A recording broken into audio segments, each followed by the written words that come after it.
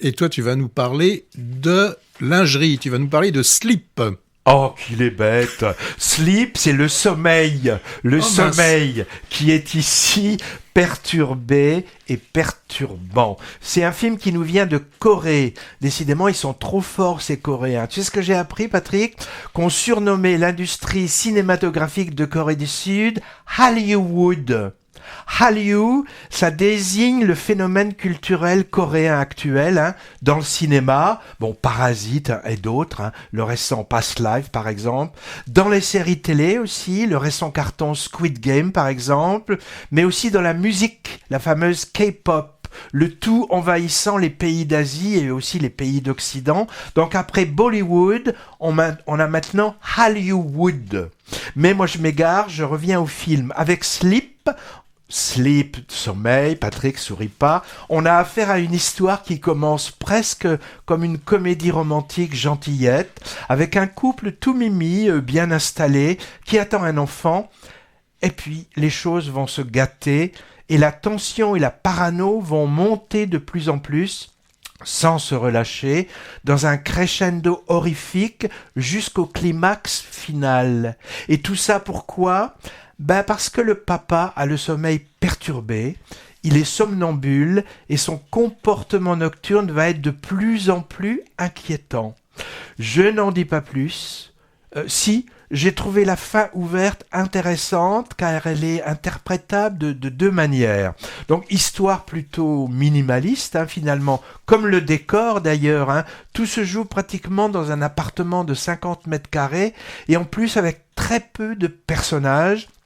Mais la mise en scène est très inventive, pleine d'idées, de rythmes et de surprises. C'est en tout cas largement au-dessus des films horrifiques ciblés ados qui pullulent sur les écrans. Bon alors bien sûr, on peut y voir aussi un ou des sous-textes plus riches qu'une simple histoire pour faire peur gratuitement. Par exemple, une métaphore sur le grand changement psychologique qu'implique l'arrivée d'un enfant au sein d'un couple. Et puis on a aussi quelque chose d'intéressant qui est abordé avec le conflit entre croyance et science. Il y a un aspect purement médical, thérapeutique, qui est très pédagogique d'une part, et puis par ailleurs on a une séance d'exorcisme assez inquiétante et drôle en même temps.